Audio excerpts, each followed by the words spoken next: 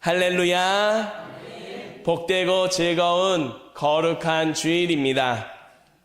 지난 한 주간에도 부활하신 주님과 함께 주님께서 주시는 은혜 안에 살면서 부활의 증인으로 살기를 힘쓰다 다시금 하나님 앞에 나와 예배드리는 성도 여러분을 주님의 이름으로 사랑하고 환영하고 축복합니다. 하나님 앞에 나와 예배드리는 모든 자에게 하나님은 은혜를 베푸십니다. 이 시간 이 자리에 주님께서 친히 찾아오셔서 우리 모두에게 은혜를 주시는 줄 믿습니다. 그 은혜를 힘입어 삶의 자리로 나아가 더욱 주님의 평강을, 주님의 기쁨과 능력을 고백하며 증거하는 우리 모두가 될 수 있기를 주님의 이름으로 축복합니다. 이제 주신 말씀 신약성경 에베소서 2장 11절부터 19절까지 말씀으로 화평하게 하시고 라는 제목으로 하나님 말씀 전하겠습니다. 어려서부터 교회에 다녔습니다. 모태신앙으로서 교회에 빠지는 건 있을 수 없는 일이었습니다. 그냥 가라 하니 갔고 그냥 참석하라 하니 교회에서 하는 행사들에 다 참석했었습니다. 그러는 중에 교회에 가니까 교회에서 대답을 다르게 하자라고 했습니다. 제 이름을 부르면 당연히 네 라고 대답을 하는 것이 맞다고 생각하고 있었는데 교회 가니까 대답이 내가 아니고 다른 말이었습니다. 혹시 무엇인지 아시는 분들이 계신지도 모릅니다. 제 이름을 부르면 저는 이렇게 대답했습니다. 아멘. 믿습니다. 믿음으로 살겠습니다. 라는 고백을 은연중에 하게 되었던 모습입니다. 또 한 가지가 있습니다. 선생님과 친구들을 만나면 인사를 했습니다. 인사를 하는데 안녕하세요 라고 인사하지 않고 다르게 인사하자는 겁니다. 그 인사는 바로 샬롬이었습니다. 여러분에게 샬롬의 은혜가 있기를 축복합니다. 샬롬이 처음에는 무슨 말인지 몰랐습니다. 그냥 안녕하세요 정도인 줄 알았습니다. 물론 맞습니다. 그런데 그 샬롬에는 아주 많은 의미들이 담겨 있었습니다. 특별히 하나님의 함께하심 안에 주님의 은혜를 고백하고 주님의 주시는 평강으로 살아가시기를 바랍니다 라는 의미가 담겨 있었습니다. 그 같은 샬롬, 우리의 삶의 자리에서 이루어지기를 바라시는 것이 하나님의 뜻입니다. 하나님께서 이 시간 우리 모두에게 이 샬롬의 은혜를 허락해 주시기를 바라시는 줄 믿으시기 바랍니다. 하나님이 이 은혜를 주시기 위해 이제 우리에게 말씀을 주십니다. 오늘 주신 말씀을 통해 하나님이 주시는 평강을 고백하며 삶의 자리에 샬롬의 은혜를 만들어가는 우리 모두가 될 수 있기를 간절히 소망합니다. 첫 번째로 하나님이 우리에게 주시는 말씀입니다. 하나님은 예수님 안에서 화평하게 하셨습니다. 아멘. 함께 한 목소리로 고백하겠습니다. 하나님은 예수님 안에서 화평하게 하셨습니다. 아멘. 우리가 지난주에 부활주일 예배를 드렸습니다. 그래서 부활에 대한 말씀, 특별히 부활과 우리와 어떤 관계가 있는지에 대해 생각하며 은혜를 나누었습니다. 그러다 보니 성령의 열매에 대해서 시작했던 것을 잠시 멈춰 섰습니다. 그리고 다시 이제 오늘부터 성령의 열매에 남아있는 것들을 하나씩 생각해 보려고 합니다. 먼저 그 성령의 열매가 어떤 것들이 있었는지 다시 한번 우리가 생각하기 바랍니다. 갈라디아서 5장 22절과 23절 말씀입니다. 오직 성령의 열매는 사랑과 희락과 화평과 오래 참음과 자비와 양선과 충성과 온유와 절제니 이 같은 것을 금지할 법이 없느니라. 아멘. 하나님께서 우리에게 주시는 성령의 열매들입니다. 이것이 있는 삶이 되기를 바라시며 하나님은 우리에게 은혜를 베풀어 주시는 줄 믿습니다. 특별히 성령의 열매라고 하는 것을 성령의 인도하심 안에 살아가는 결과로 설명을 드렸었습니다. 그렇게 말씀의 은혜를 나누며 사랑에 대해서, 희락에 대해서 함께 생각했습니다. 그리고 오늘은 화평에 대해서 생각하려고 합니다. 특별히 이 화평에 대해서 생각하는 것에 앞서서 우리는 분명히 기억해야 합니다. 성령의 열매라고 하는 것이 맺혀지는 것은 관계가 깊어진다라고 하는 의미가 있습니다. 성령의 열매가 맺혀짐으로 하나님과 관계가 깊어집니다. 동시에 하나님과의 관계가 깊어진 사람들은 다른 사람들과의 관계도 회복이 되어지고 깊어져 가는 모습이 된다는 사실을 기억해야 합니다. 그 과정에서 나타나는 열매들, 과정에서 나타나는 모습들이 바로 성령의 열매로 사랑, 희락, 화평, 오래 참음, 자비, 양성, 충성, 온유, 절제, 이 같은 모습들이라는 것을 우리는 생각해야 합니다. 갈라디아서 5장 22절과 23절 말씀에서 나타나는 성령의 열매에 대한 설명을 메시지에서 보면은 이렇게 표현합니다. 우리가 하나님의 방법대로 살면 어떤 일이 일어날까요? 과수원의 과일이 풍성히 맺히는 것처럼 하나님께서 우리의 삶에 여러 가지 선물을 풍성히 주실 것입니다 라고 표현하고 있습니다. 여기서 보면 우리가 하나님의 방법대로 살아간다라고 하는 내용이 있습니다. 하나님의 방법대로 살아간다. 앞서 말씀드린 성령의 인도하심을 따라 살아가는 모습과 연결이 됩니다. 성령의 인도하심으로 따라 살아가게 되면 하나님과 관계가 깊어지게 되어 있습니다. 하나님과 관계가 깊어지는 우리의 모습이 될 수 있기를 간절히 바랍니다. 그런데 문제가 있습니다. 하나님 앞에 우리 모두가 죄인의 모습이라는 겁니다. 모든 죄인은 하나님과의 관계가 깨어져 버렸습니다. 하나님과 관계를 회복하고 싶지만 회복할 수 없는 모습입니다. 우리의 힘으로는 그 관계를 해결할 수가 없는 그런 안타까운 모습입니다. 그런 죄 가운데 관계가 깨진 모습에 대해 오늘 말씀을 보게 되면 이런 모습들로 표현하고 있는 걸 볼 수 있습니다. 11절과 12절 말씀에 나타나는 모습들입니다. 이방인의 모습입니다. 할례를 받지 않았다고 듣는 모습들입니다. 그리스도 밖에 있는 존재입니다. 이스라엘 밖에 사람들이고 또 하나님의 택함을 받지 못한, 할례를 받지 않은 그런 모습들이다. 하나님 없이 살아가는 모습이다. 약속과는 상관이 없는 사람이다 라고 하는 모습들로 나타납니다. 이 내용들을 한마디로 정리하자면 하나님의 백성이 아니다 라고 하는 겁니다. 또 우리가 믿음을 고백하며 하나님의 자녀가 된다라고 고백하지만 관계가 깨어져 있는 죄인의 모습은 하나님의 자녀가 아니다라고 말하고 있습니다. 이렇게 하나님과의 관계가 철저하게 깨져 있는 죄인을 하나님이 변함없이 사랑하셨습니다.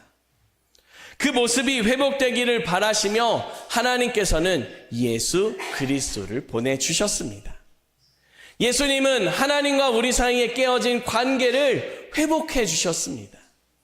그 회복해 주실 때 사용하는 방법이 바로 십자가였습니다. 그래서 오늘 말씀 13절에 보게 되면 이렇게 말씀합니다. 우리 같이 13절을 같이 한 목소리로 다시 한번 읽어 보겠습니다.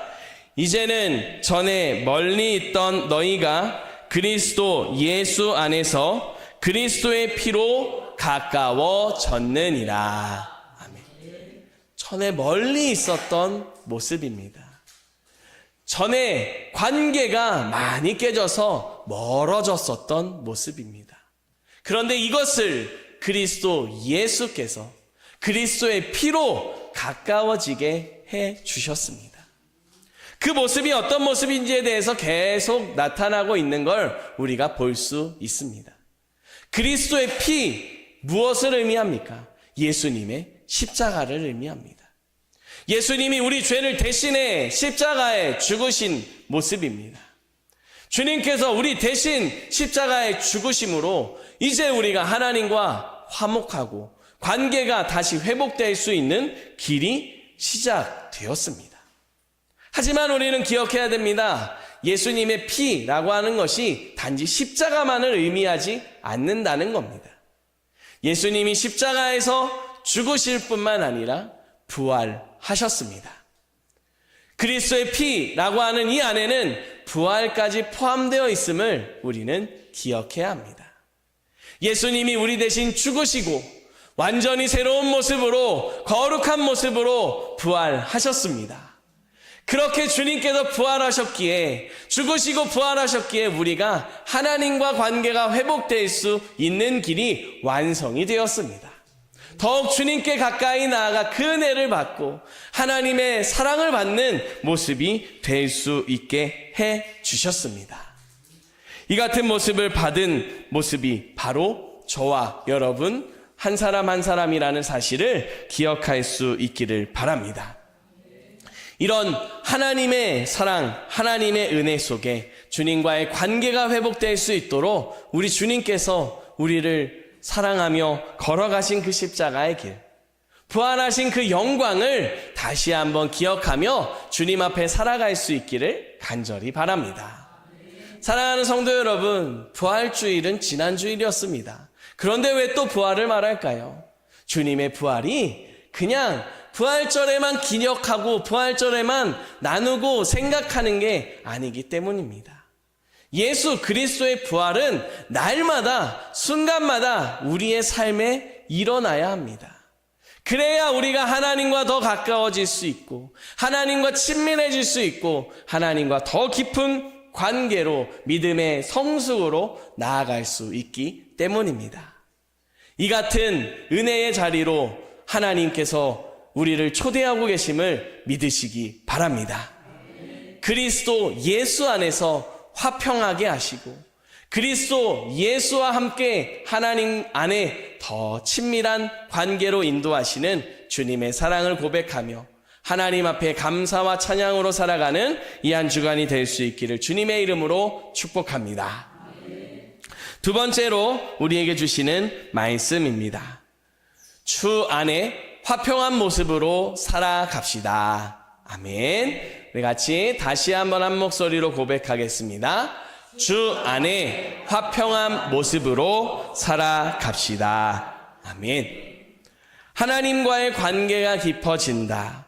그것은 하나님을 더 신뢰하게 되는 모습으로 이어집니다. 하나님을 더 신뢰하고 굳건히 신뢰하면 흔들리지 않게 됩니다. 이것을 두고 성령의 열매라는 책에서는 이 굳건하게 믿음 위에 세워지고 흔들리지 않는 상태를 평화라고 표현하고 있습니다. 오늘 우리가 나누는 주제인 성령의 열매 가운데 있는 화평이 바로 그 평화입니다. 굳건한 믿음으로 흔들리지 않는 모습으로 나아가는 모습입니다. 아내와 결혼을 하고 신혼여행을 가서 처음 경험하는 것들이 많이 있었습니다. 해외를 처음 가기도 했었고 해외에 가서 여러 가지 여행의 패키지로 묶여있는 상품들에 대한 그 프로그램들에 참여할 수 있었습니다. 특별히 바다에서 하는 프로그램이었습니다. 스쿠버 다이빙이라 하여 산소 마스크, 산소통을 메고 바닷속 들어가서 그 바닷속의 아름다운 모습을 보는 프로그램이 있었습니다. 들어가기 전에 처음 하기 때문에 열심히 교육을 받고 훈련도 했습니다.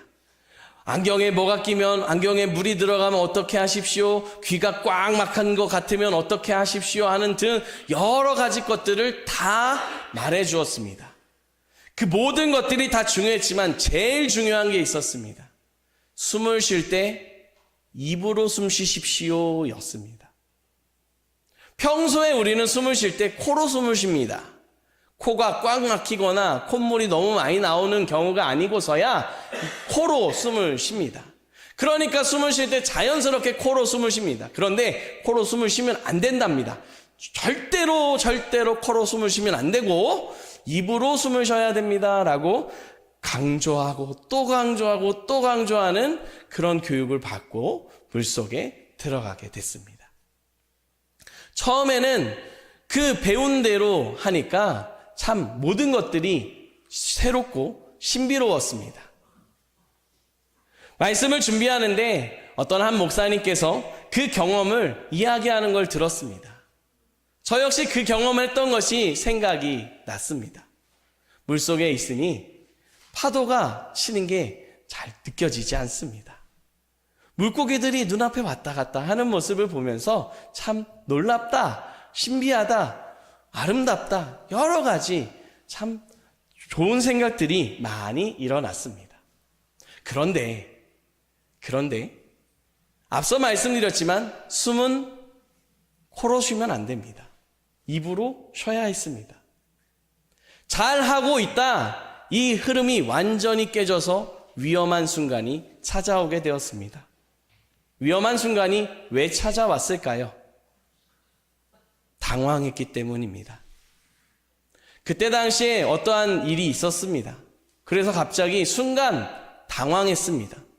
당황하니까 저도 모르는 사이에 본능이 먼저 나오면서 코로 숨을 쉬고 허우적거리면서 입을 잔뜩 벌리고 입을 막 바닷물을 먹고 하는 그런 모습이 되었습니다.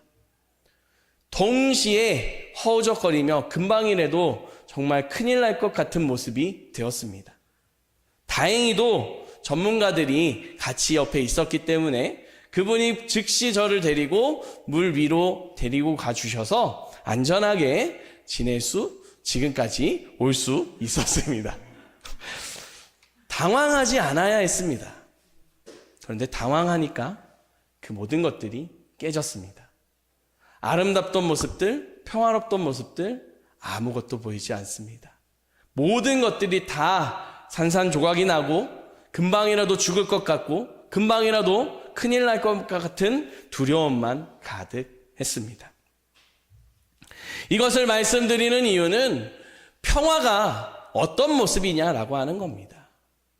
하나님이 주시는 평화, 그 속에 그리스도 안에 평화의 속에 살아가는 모습은 견고하게 믿음 위에 세워지고 흔들리지 않는 모습입니다. 그런데 그 믿음이 흔들리게 만드는 것들이 있다는 겁니다. 당황하게 만들고 모든 것들이 무너지게 만드는 그런 조건들이, 그런 이유들이 있습니다. 크리스토퍼 라이트의 성령의 열매 책에서 보게 되면 그 부분들을 두고 이렇게 설명하면서 질문하는 것을 볼 수가 있습니다.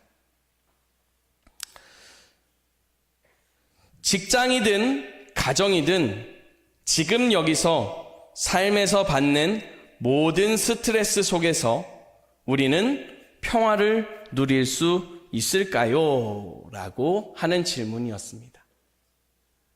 평화 속에 살아가야 되고 하나님이 주신 은혜 속에 살아가야 되는데 그것을 이렇게 설명했습니다. 다시 한번 읽어드리겠습니다.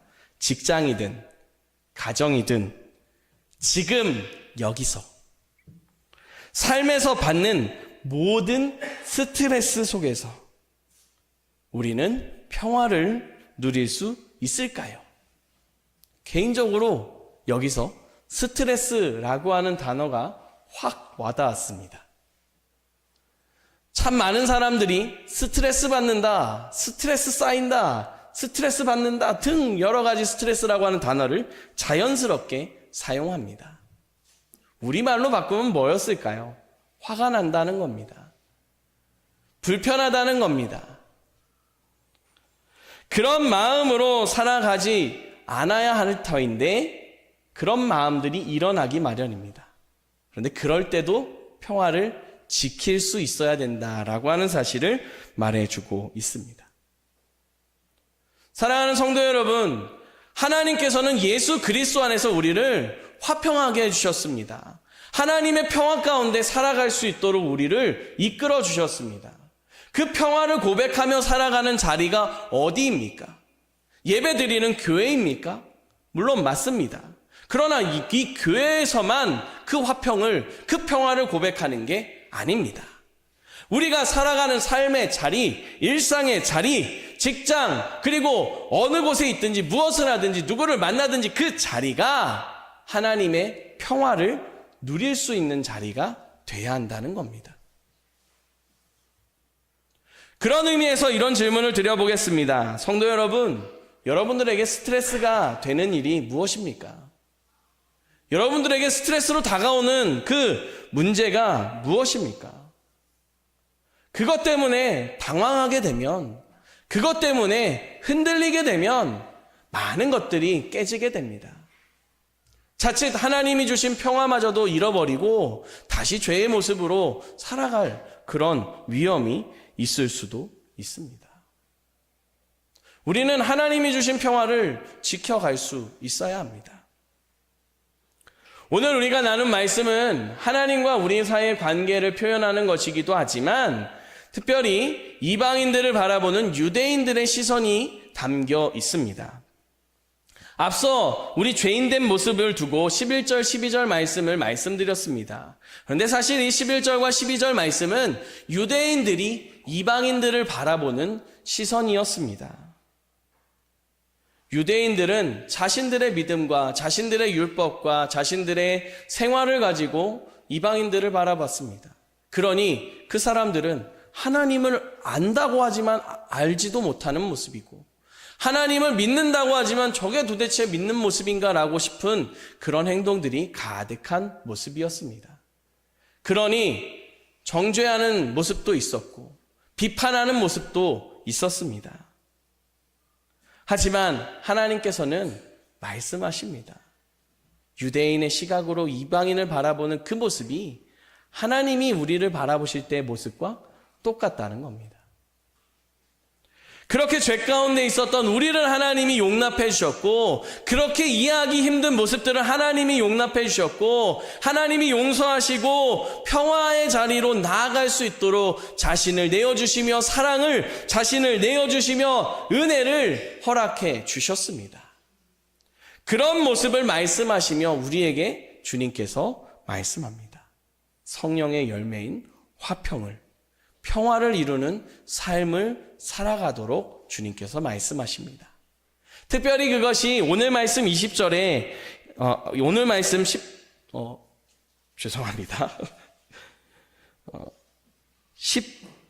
18절 말씀입니다. 18절에 이렇게 표현되어 있습니다. 우리 같이 한 목소리로 읽어보겠습니다.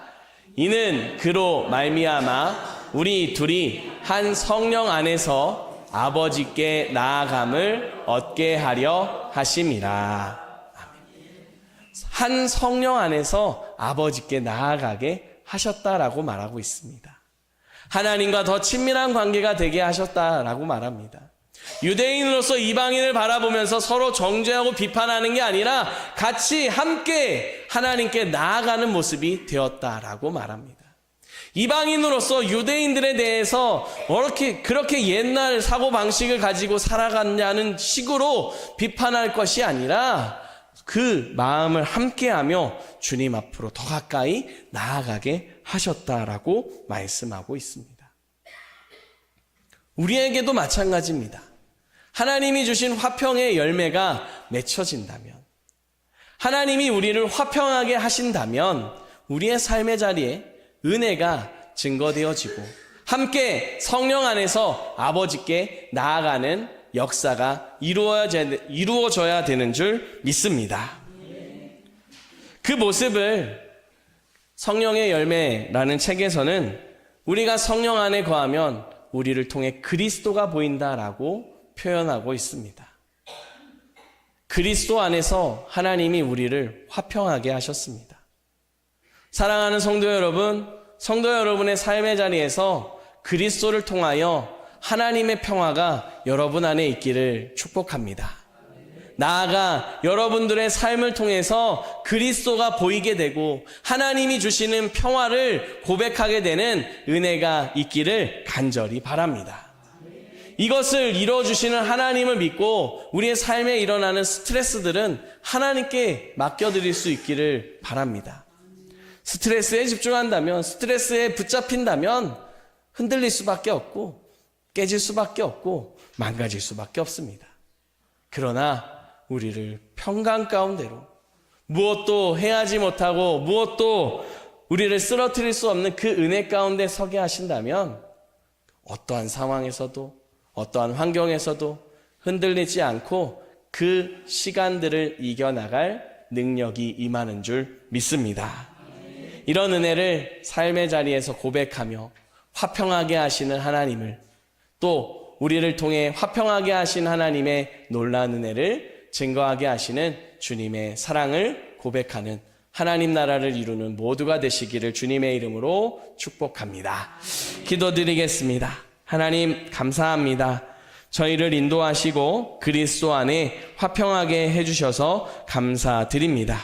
주님께서 주신 그 은혜를 가지고 이제 우리가 삶의 자리에서 그 주님의 사랑을 증거하게 하십니다. 하나님, 우리가 어느 곳에 있든지 하나님의 주시는 평강을 기억하고 그리스도와 함께 화평의 자리를 만들어갈 수 있도록 도와주시옵소서. 우리를 통해 그리스도가 보이게 하시고 하나님의 은혜와 사랑이 증거되도록 성령님 인도하여 주시옵소서. 이 모든 과정에 우리의 마음을 불편하게 하고 우리의 삶을 뒤흔들려고 하는 스트레스가 일어날 때마다 하나님 평강에 평강을 더하심에 모든 것을 이기고 더욱 하나님의 은혜의 자리로 하나님 나라를 이루는 걸음으로 살아가도록 은혜 베풀어 주시옵소서. 예수 그리스도의 이름으로 기도드립니다. 아멘.